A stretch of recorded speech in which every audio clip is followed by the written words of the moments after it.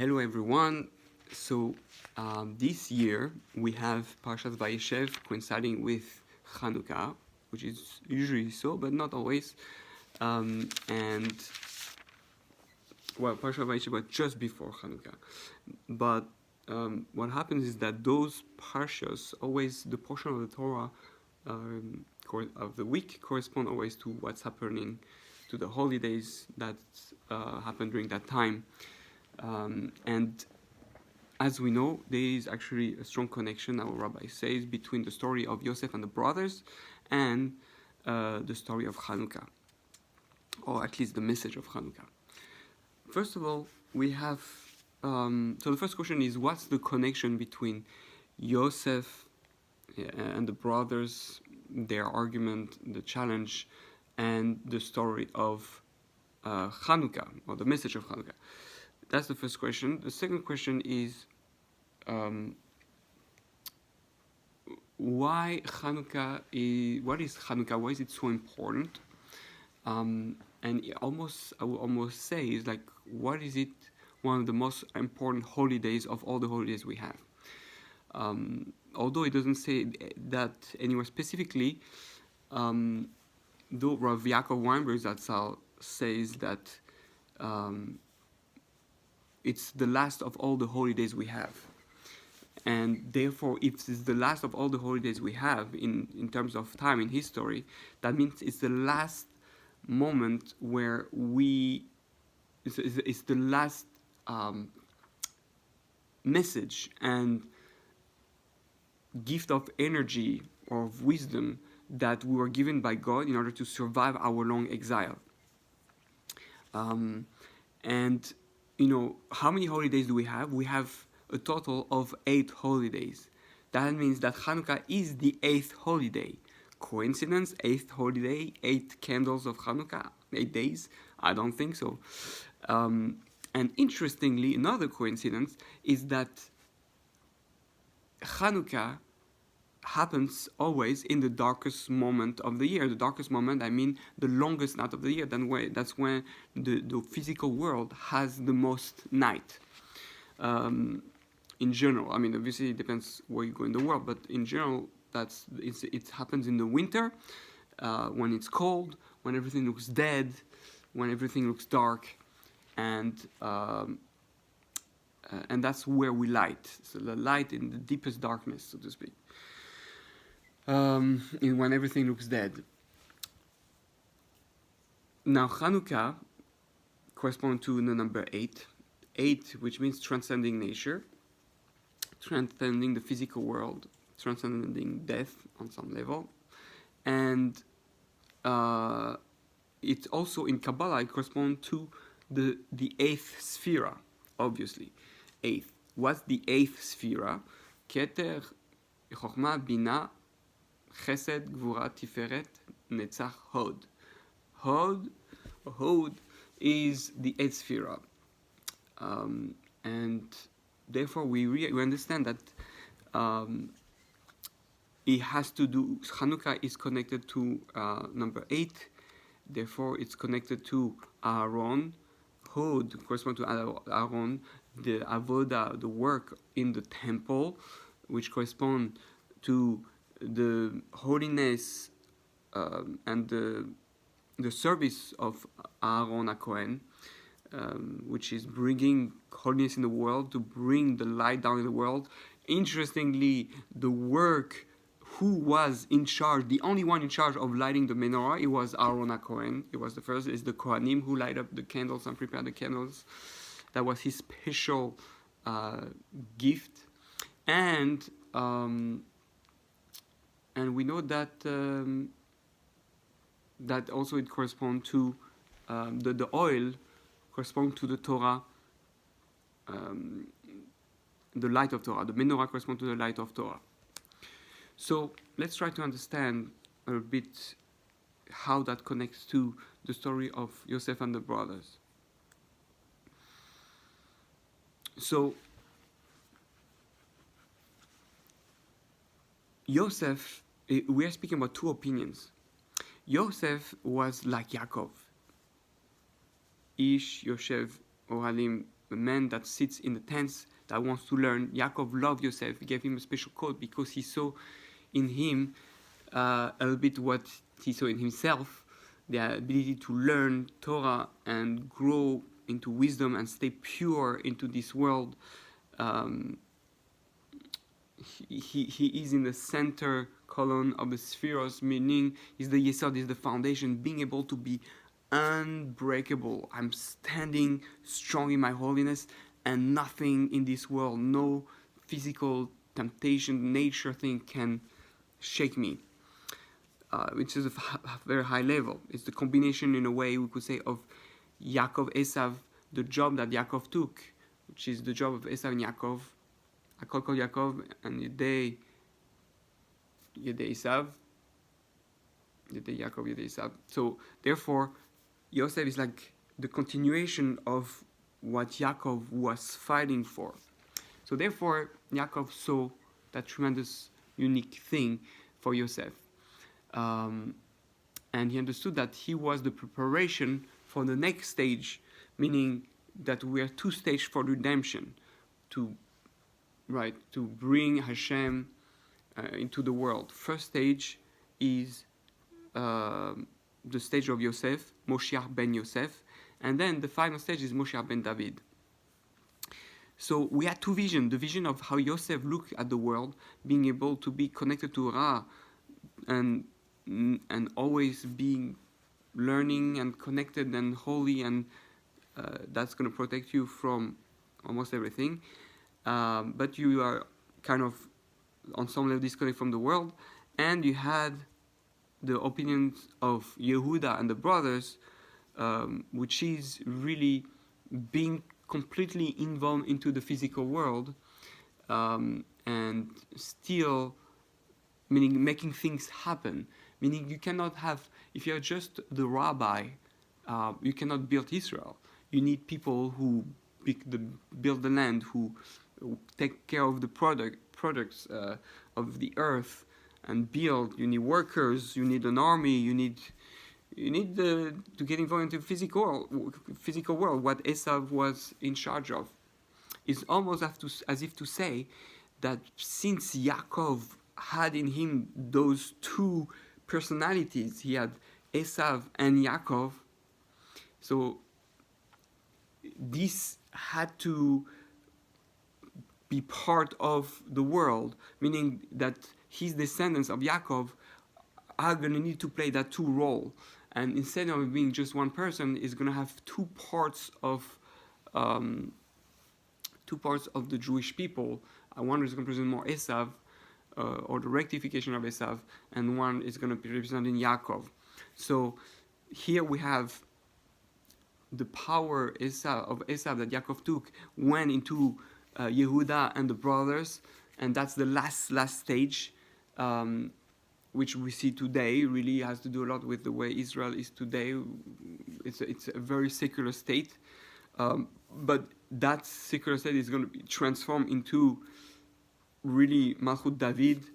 But before that, or until now, we had needed a first preparation, which was Moshiach ben Yosef, which was the power of the tzaddik, the power of the Jew who learns Torah, and being able to survive in exile means being connected to Torah in even in the darkest moment, always being attached, learning to stay in holiness. You stay connected to God, and that will enable the other part of the Jews, the rectification of Esav part of the Jews, which is also a rectification of Cain, to bring out David HaMelech, and of his reincarnation, the Moshiach. So that's now interesting. Moshiach also has to do, means the anointed one. He has to do therefore with oil, and with pure oil, and therefore he has to do with Hanukkah. So in a way, when you see the menorah, you have the two branches. It's as if to say you have the branches of Yaakov and the branches of the rectified Esav, which is then and the middle one is like Israel, the one that is able to combine both, but it's very hard.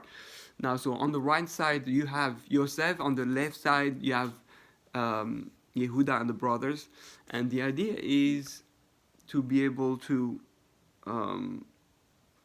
well, there's one way to look at it, or another way to look at it is that Yosef is the middle branch, and the side are Yaakov and the brothers. So, Yehuda and the brothers. So what we're saying is that there are two paths, and we have to understand that this has to do with us. That we have to find out if you're more of a Yehuda and the brothers type of path, or more Yosef type of path. Both are good, but one is focusing on Moshe ben Yosef, one is Moshe ben David.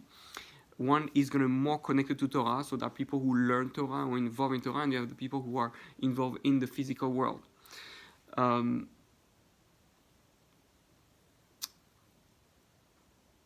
So, how is it connected to Hanukkah?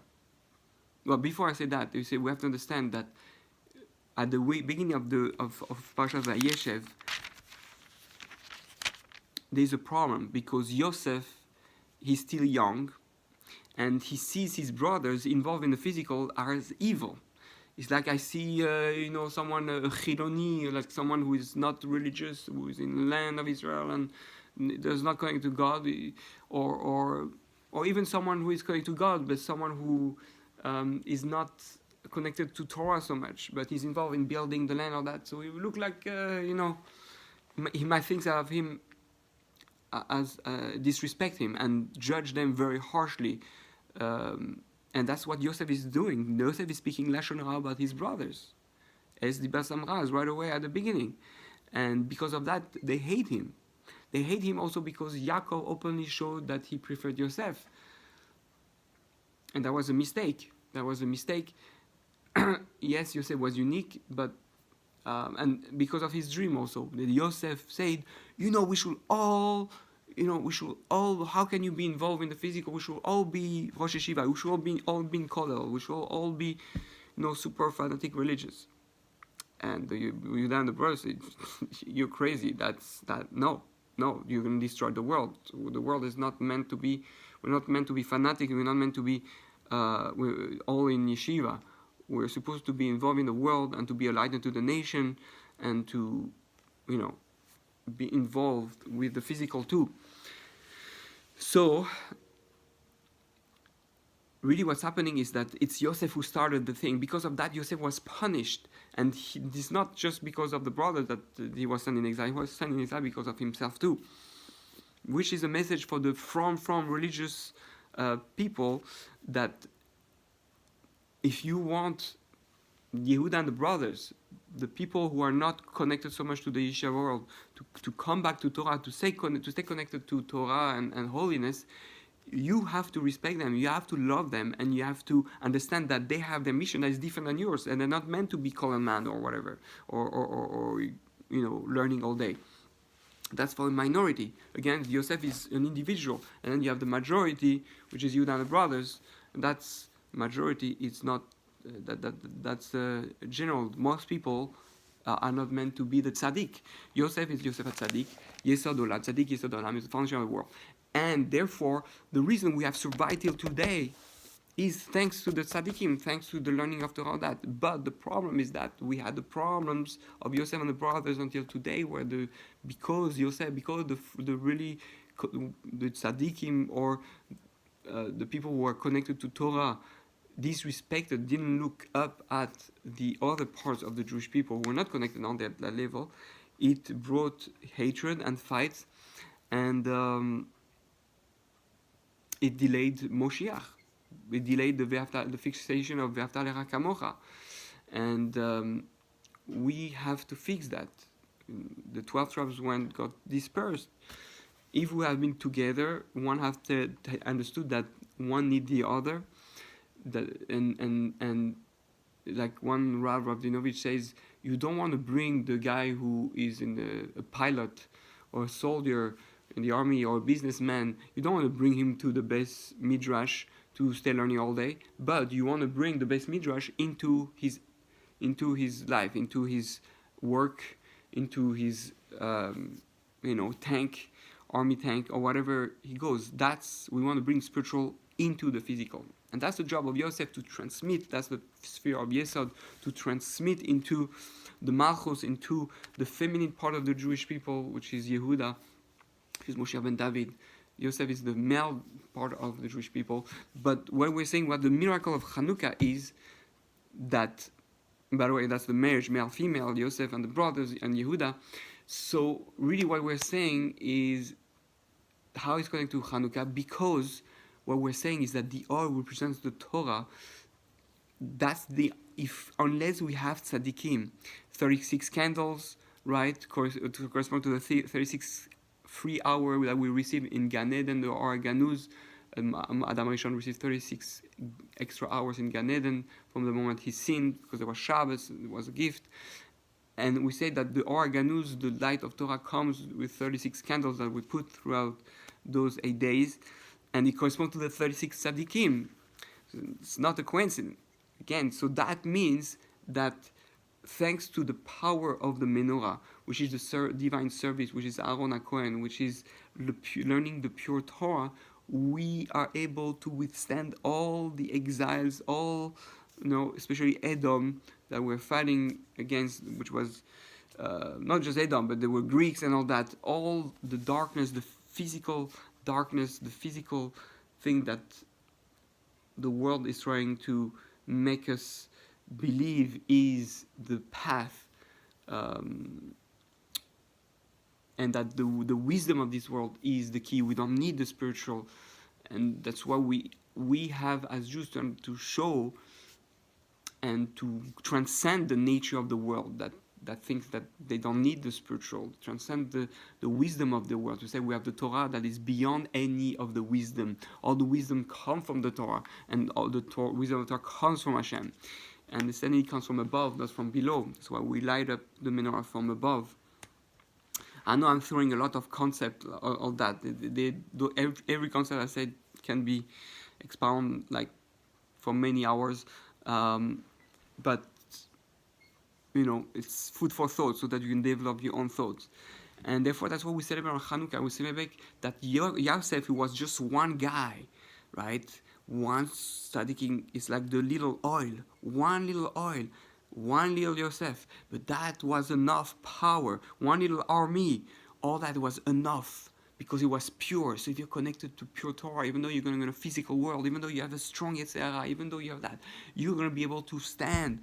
And again, it doesn't mean you're not going to fail. A tzaddik doesn't mean that he doesn't fail, right? A tzaddik falls 7 times. Yosef, he was tempted, and according to Kabbalah, there was the 10 drops, according to the Gemara, actually. He lost 10 drops. There was some kind of Zera Levatala, but he was fighting to the end so that he didn't impregnate Potiphar, the wife of Potiphar, that woman who she saw in the stars, that she was supposed to have a child. He was able to transcend the mazalot, the forces of nature. This is what the stars were saying, which is an influence that comes every month. Therefore, Yosef was able to be Lemala Minateva, number 8, transcending nature. 7 corresponds to nature, the balance of nature and spirituality, but 8 transcends everything. 8 corresponds to Olam Haba, the world to come. This is how we were in the world to come. What's the world to come? The number 8 is the world where we're going to be able to experience all the transcendental forces we have put into this world. Our fight, our stretching our character traits, stretching our limitations, and fighting the physical world in a way that we can be in the physical world with spirituality. That's the greatness of the Jew, of the tzaddik, and that's what had helped us stay. That's the miracle of Hanukkah. They were still here, alive today, still connected to the Torah, still Jewish, still putting out feeling, even though we could have been wiped out so many times and abandoned it so many times. But no, the tzaddikim are still here. But the danger is not to appreciate the ones who are not the tzaddikim, the ones who are the YEHUDAH, the ones who are not necessarily religious or not necessarily very connected to Torah. You have to love them, respect them, and understand that they play another role. And they play a role of building the land. the land of Israel was today. They are not all Rishaim. Yes, this is the Erev Rav, and you have to be careful, but they're not all the Erev Rav. Some are part of the 10 tribes. Some have the Neshama from Yehuda, some from Yosef, the brothers. And that's why you have in the Haftarah, I don't know if it's the Haftarah of Miketz or Vayigash. Let me check. But those are very important Haftarah you have to read because it's so powerful. It speaks about the end of days.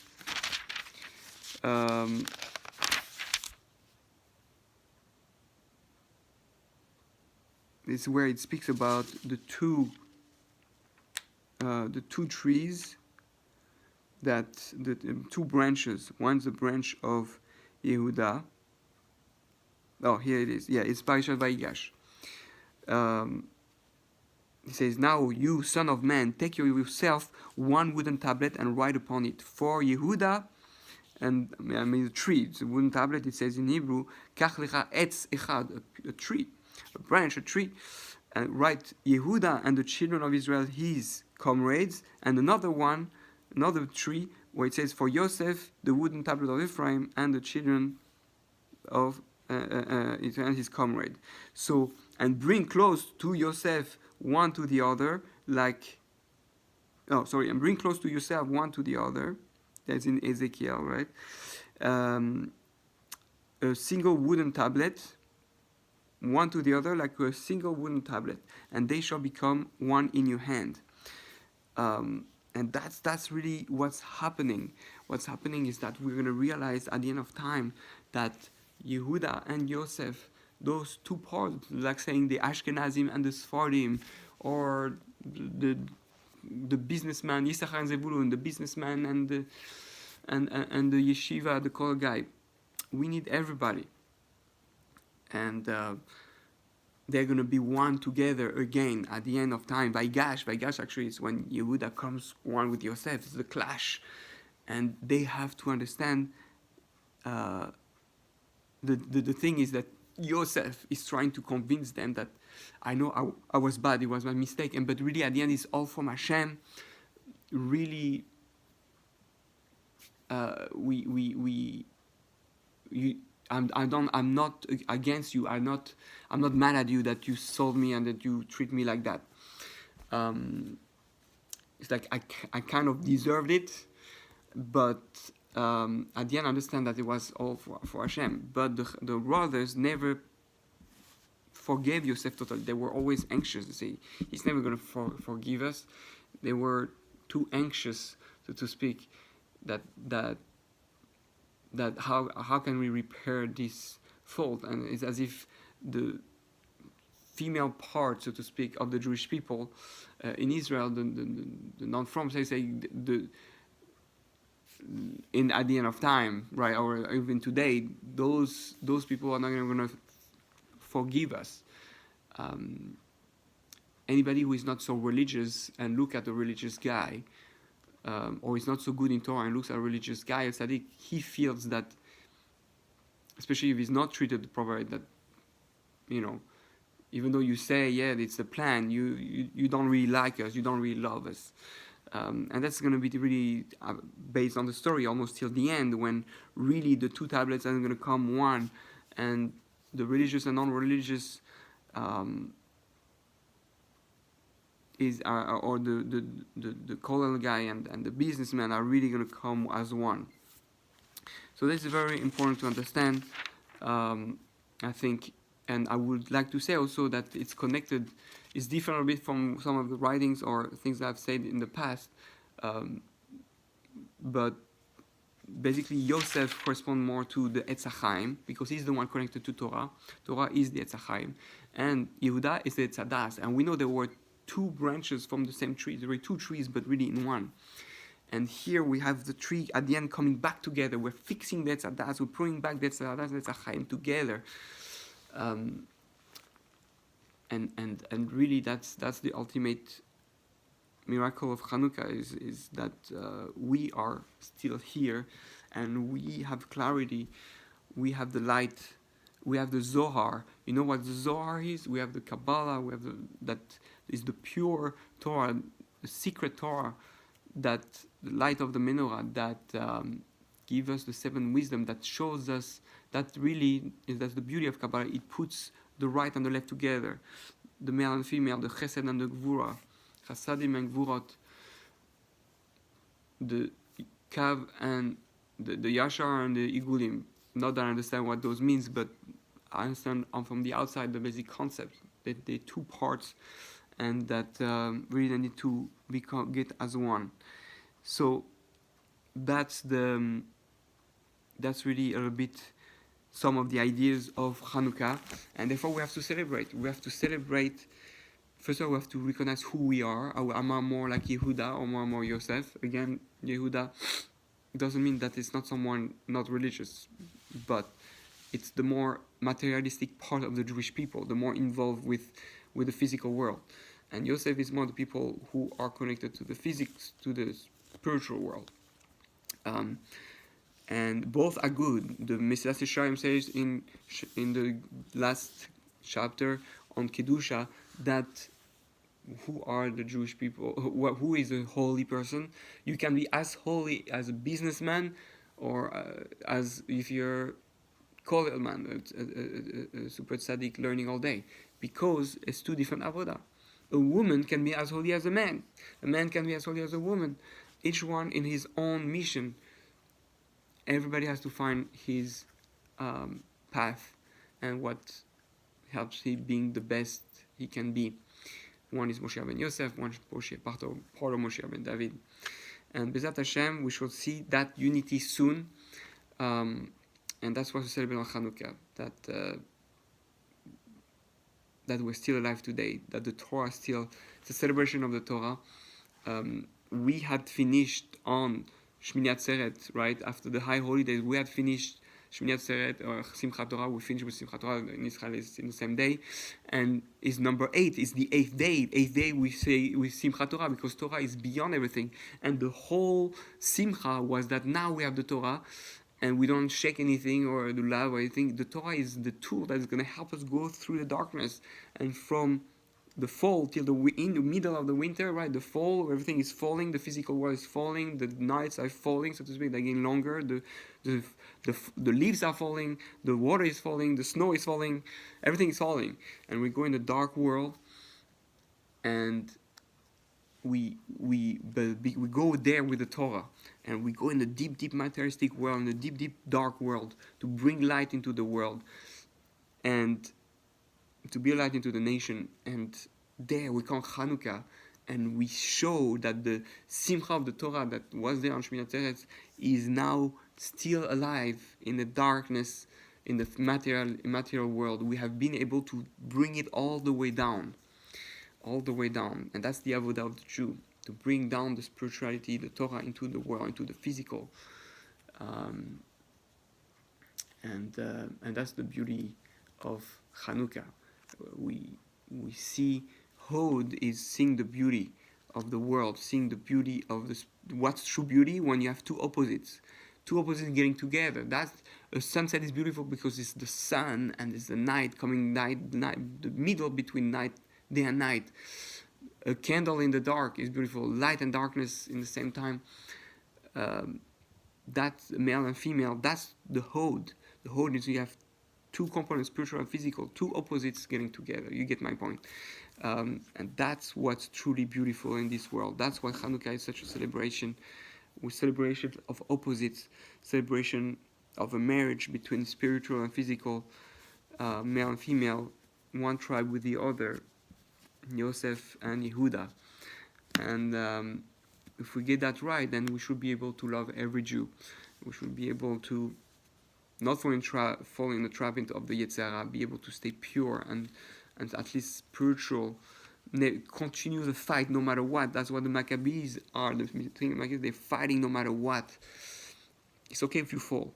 Just stand back up. Again, 7 times. Because then comes the 8th time where you won't fall anymore. Hashem is going to help you. It's going to be a miracle. You transcend everything. So may we all be zoche to celebrate Hanukkah the proper way, to understand the power of Torah, the learning of Torah, how important it is for anybody, whether you're Yosef, whether you're YEHUDAH. We all need to learn pure Torah, celebrate the tzaddikim, celebrate the Kiddusha of the Zohar, of the learning of Kabbalah also. Understand that it's all a gift from Hashem, that without Hashem we cannot do anything, that Hashem guides us through His Torah. And Bezat Hashem, if we do that, then it's a real party. We're celebrating our soul, because every candle is like a soul, a flame, and we will be able to bring the redemption faster. Moshiach ben Yosef and Moshiach ben David, V'Ravi Yameinu. Amen. Oh, I just thought of something. When we pray Bonei Yerushalayim, we need to have the kavanah in the Shmoneh Esrei. We need the kavanah that Moshiach ben Yosef is not going to die, because what's happening? Yosef could have died. They wanted to kill him, and what happened is that at the end of time, if the tzaddik is not careful, if we don't do tshuva, if we're not good with the other, the tzaddik is going to lose his life. He's going to have to be sacrificed, so to speak. He has to. He's going to suffer for the others to bring the redemption, and we don't want that. We want Yosef to stay alive. We don't want the brothers to kill Yosef. We want the punishment to go on Yosef too. We have suffered also already the 10 martyrs, which is connected to the story of Rabbi Akiva and the brothers, and to Yosef and YEHUDAH story of the 10 who suffered. And we don't want that to happen. Technically, there was a tikkun already. So we hope that Moshe ben Yosef is going to know what to do. Moshe ben Yosef is just not one person. It's anybody who participate into the redemption, says the Vinagaon, the Gra. So it's all upon us to be careful, and then we'll be able to have Moshe ben Yosef survive and bring Moshe ben David with full joy and power. Chag Sameach, happy Hanukkah, and may we experience the light of Moshiach very quickly. Baruch Adonai L'olam, Amen ve'Amen. Happy Hanukkah.